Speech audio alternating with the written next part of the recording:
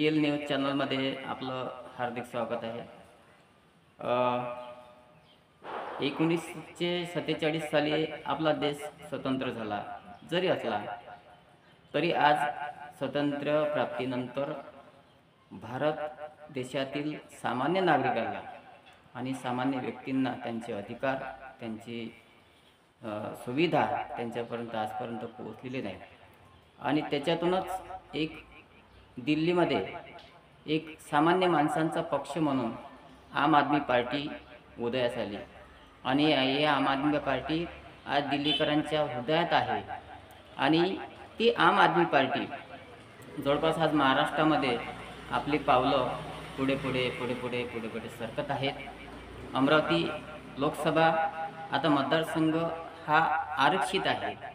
त्या अनुषंगाने आम आदमी पार्टीने आपल्या अमरावती जिल्ह्यामध्ये अनेक सामाजिक उपक्रम पक्षाच्या माध्यमातून चालू केलेले आहेत. आणि या आम आदमी पक्षाचे जिल्हाध्यक्ष ज्यांचं खऱ्या अर्थानं सामाजिक योगदान आहे, सामाजिक क्षेत्रामध्ये नाव आहे, असे इंजिनियर सुभाष गोत्रे साहेब आपल्यासोबत आहे. नमस्कार साहेब, आपलं रिअल न्यूज चॅनलमध्ये आपलं हार्दिक स्वागत आहे. आपण या अमरावती जिल्ह्यातील सामान्य माणसांच्या सेवेसाठी आम आदमी पक्षाच्या माध्यमातून काय सेवा करणार आहात त्या संदर्भात आपण सामान्य लोकांना थोडंसं सांगण्यात आहे.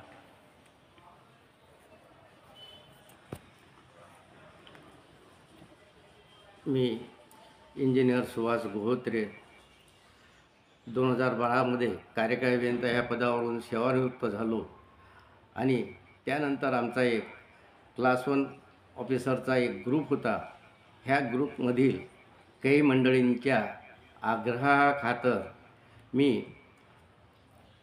एप्रिल 2022 आम आदमी पक्ष हा जॉईन केला. आम आदमी पार्टीची स्थापना जी आहे ही 26 नोव्हेंबर 2012 रोजी झालेली आहे.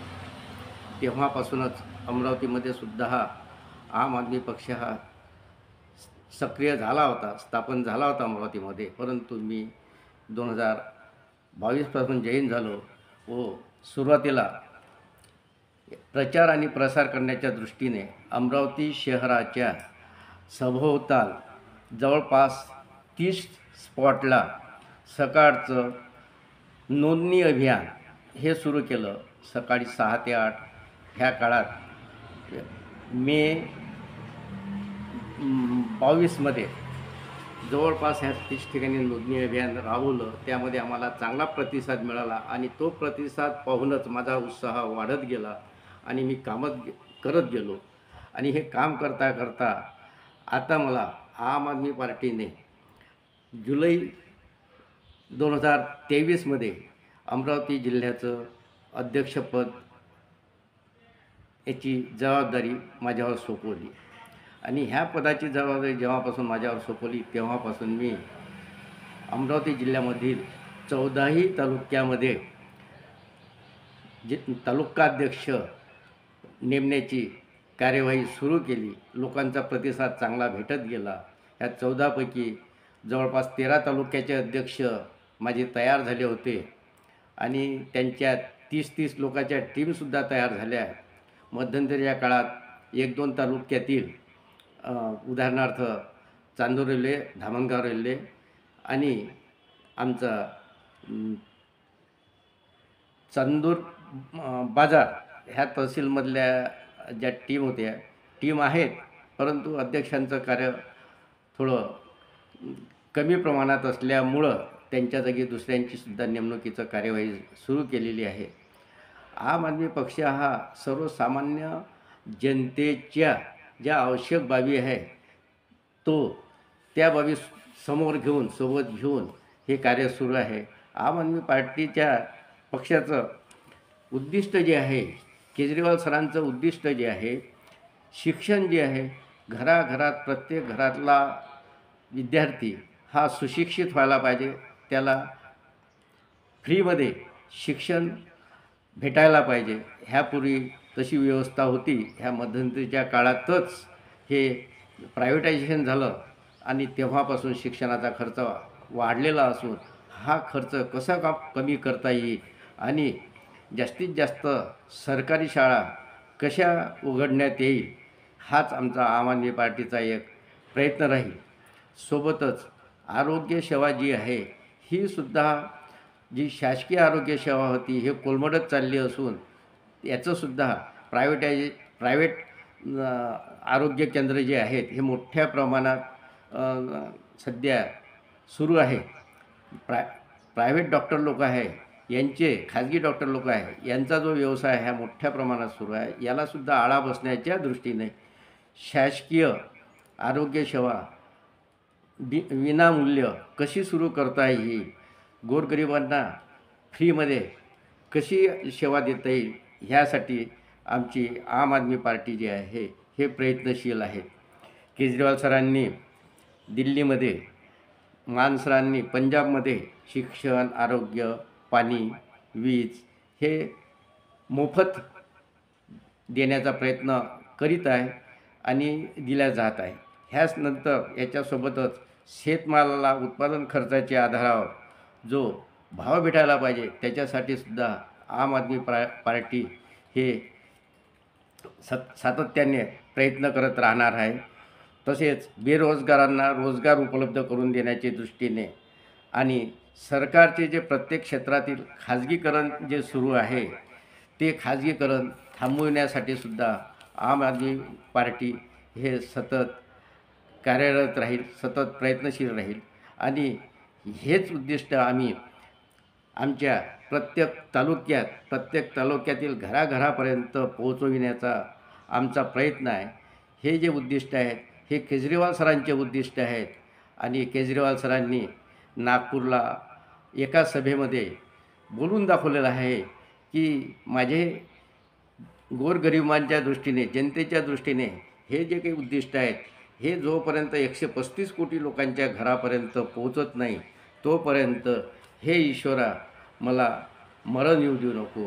हे सरांचे भाषणातील वाक्य मी ऐकलं आणि मी भारावून गेलो आणि तेव्हापासून मी सरांचं कार्य गोरगरिबांपर्यंत पोहोचवण्याच्या दृष्टीने माझे प्रयत्न सुरू आहेत आणि शेवटपर्यंत मी माझे प्रयत्न सुरू राहील अशीच मी आपल्याला ग्वाही देतो आणि थांबतो. धन्यवाद. 2024 ह्यानंतर तसेच पुढील 2024मध्ये आम आदमी पार्टी जी आहे हे लोकसभा, विधानसभा ह्या सर्व सीट्स उडी घेणार आहे, लढवून त्यामध्ये उडी घेणार आहेत, राजकारणात उडी घेणार आहे आणि त्याच्यानंतर महानगरपालिका, नगरपालिका, जिल्हा परिषद, पंचायत समिती यामध्ये सुद्धा चांगल्या प्रकारे उडी घेणार आहेत याची मला शाश्वती आली आहे.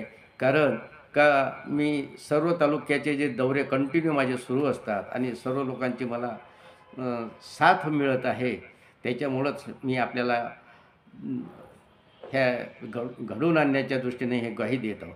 धन्यवाद. जास्त लोकांनी आम आदमी पार्टीमध्ये आणि हे सगळं केजरीवाल सरांचं स्वप्न पूर्ण करण्यासाठी जसे माझे प्रयत्न आहेत असेच आपले सर्वांचे प्रयत्न असायला पाहिजे अशी माझी अपेक्षा आहे. त्याकरता सर्व जास्तीत जास्त जनतेनं आम आदमी पार्टीसोबत जोडावे, आम आदमी पार्टीला साथ द्यावी, केजरीवाल सरांना साथ द्यावी अशी माझी आम आदमी आव्हान करतो आणि मी थांबतो. धन्यवाद.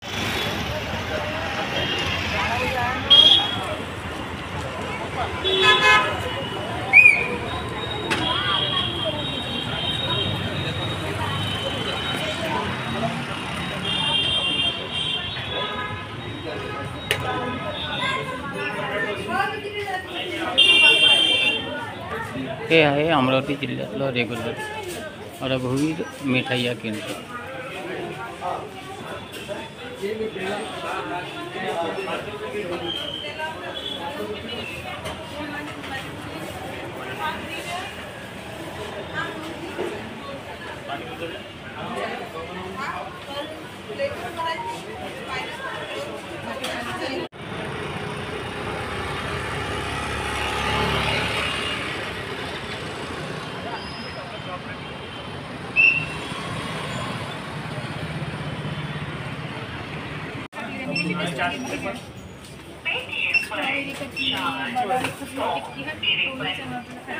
फोन फ्रेश काल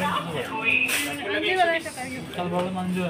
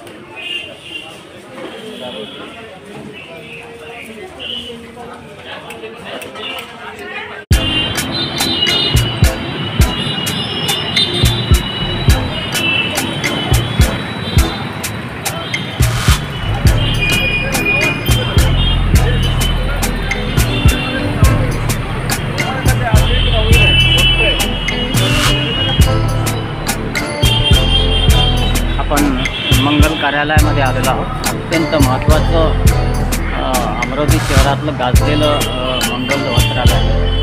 बघा, आधुनिक वस्त्रांचा महाखजिना म्हणून मंगल कार्यालय आहे.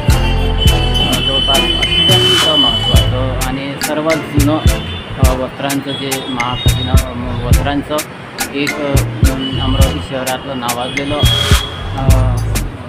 एक आपण ज्याला म्हणू खूप महत्त्वाचं होतं असं प्रतिष्ठान म्हणून मंगल वस्त्रालय आहे. दिसतंय काउंटर दिसतंय, हे सगळं बसलेलं आहे.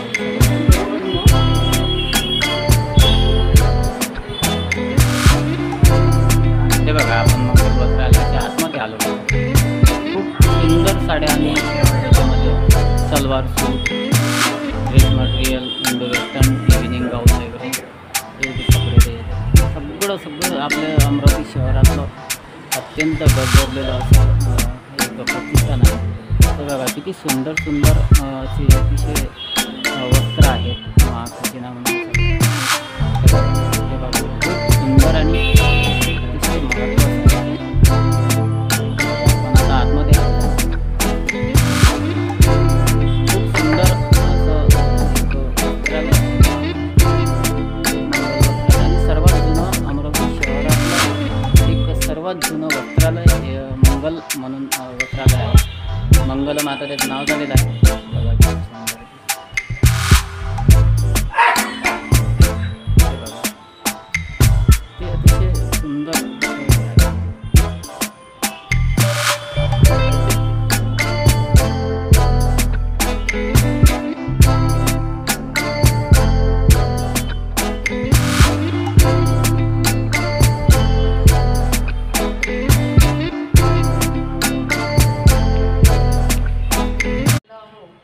शिवरायांचे 8वी रूप, शिवरायांचा 8वा प्रताप असा हिंदवी स्वराज्याची संस्थापना करणारा आदर्श असा राजा शिवाजी महाराज.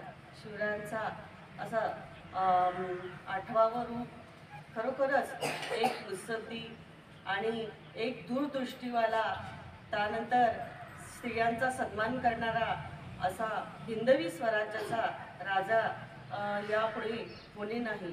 अशा प्रकारचा त्यांचे विचार, त्यांचा आचार, त्यांच्या सैन्यातील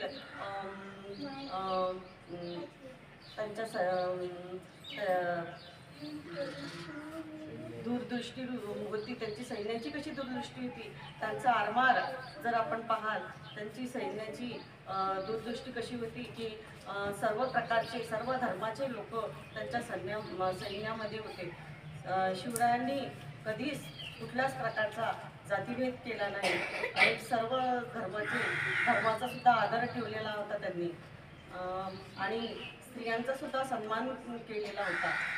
अशा प्रकारचा राजा ज्यांनी हिंदवी स्वराज्याची संस्थापना केली. आणि त्यांचा जर पराक्रम पाहणार, त्यांचा जर दूरदृष्टिकोन पाहणार तर त्यांचे किल्ले आजही इतिहासाची साक्षी देत आहे. आजही त्यांचा पराक्रम सर्वांच्या तोंडी आहे, सर्व विद्यार्थ्यांच्या, सर्वसामान्यांच्या लोकांची. शिवराय म्हटलं की एकदम जसं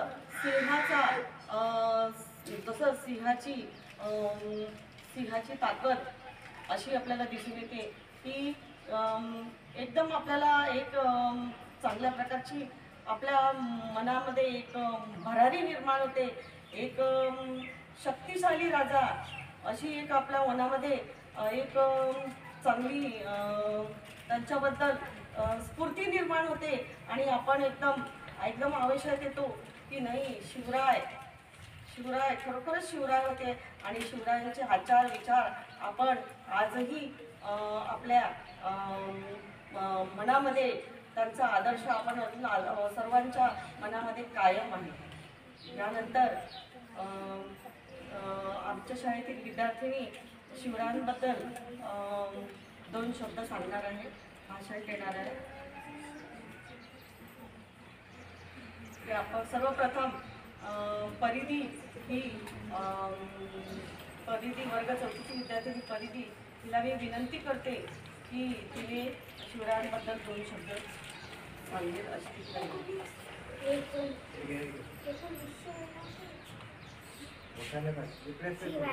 महाराजांचे पूर्ण नाव शिवाजी शहाजी भोसले होते.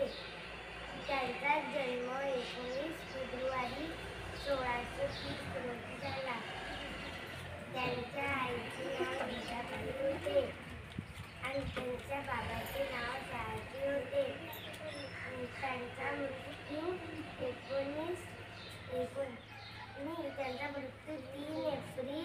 1680 रोजी झाला. त्यांचा जन्म शिवनेरी किल्ल्यावर झाला.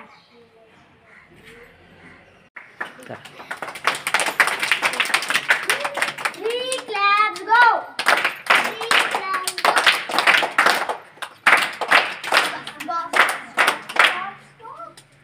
तुम्ही या आन्सर या. आधी माहीत असतं तर आम्ही नाही, मी वेळेवर तुम्ही दिसल्या मला. अजून कोणाला बोलवलं असतं.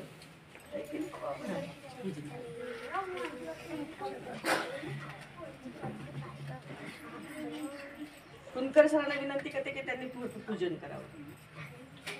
यानंतर अंगणवाडी सेविका गुंजाताई यांना मी विनंती करते की त्यांनी पूजन करावं होतं.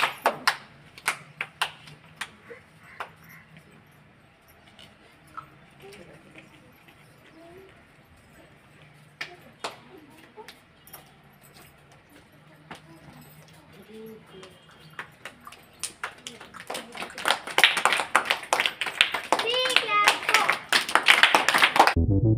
go.